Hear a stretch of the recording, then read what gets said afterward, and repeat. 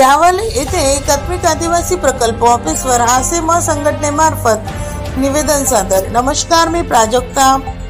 आज दिनांक 2 ऑगस्ट रोजी आदिवासी सेवा मंडळ कार्यकर्त्यांनी आदिवासी प्रकल्प अधिकारी विजय पवार यांना विविध मागण्यांसाठी निवेदन सादर केले। निवेदनातील मागण्या खालीलप्रमाणे आहेत।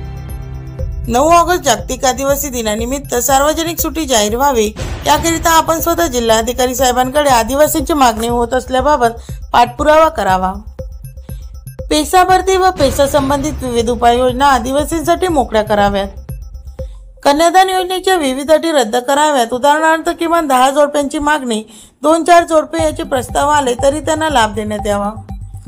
आदिवासींच्या सर्व विभागात फक्त आदिवासींचीच नोकर भरती करण्यात यावी।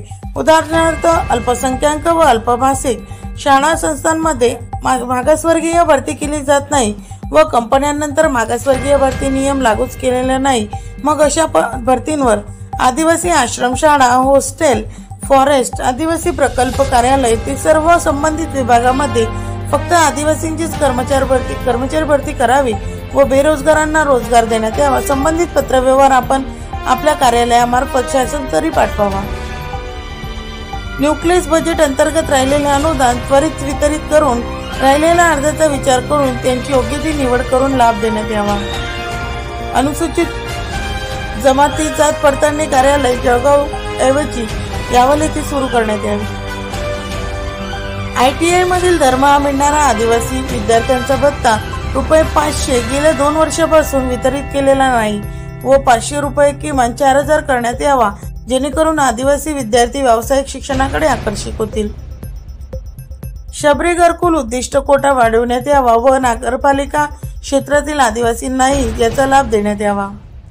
आदिवासी गोरगरिबांना खावटी कर्ज योजना वाटप करावी। आदिवासी सुशिक्षित बेरोजगारांना रोजगाराची संधी उपलब्ध करून द्यावी, अन्यथा बेरोजगार भत्ता लागू करावा। आदिवासी सुवर्ण संधी विद्यार्थी शिष्यवृत्ती योजनेची माहिती शाळांकडून किमान 15 ऑगस्ट पर्यंत मागवावी, जेणेकरून उशिरा प्रवेश किंवा शाळा बदल करणारे विद्यार्थी लाभापासून वंचित राहणार नाही। आदिवासी प्रकल्प कार्यालयाच्या आवारात भगवान बिरसा व क्रांतिकारी तंट्या मामा भिल यांचे पूर्णकृती पुतळे उभे करावेत व अशा मागण्यांचा विचार करून आदिवासी हित जोपासावे ही आग्रहाची विनंती असे निवेदनात म्हटले आहे।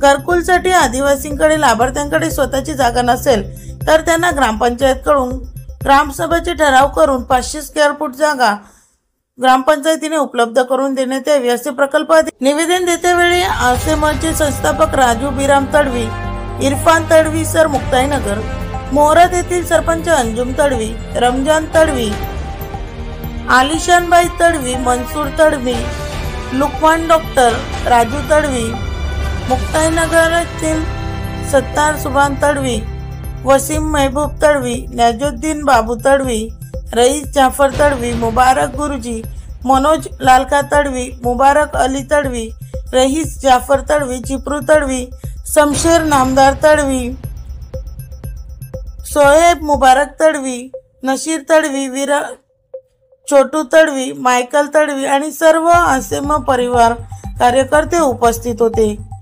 मी मनसूर तडवी सोबत प्राजक्ता ताळे, दैनिक हॅलो बातमीदार, जळगाव।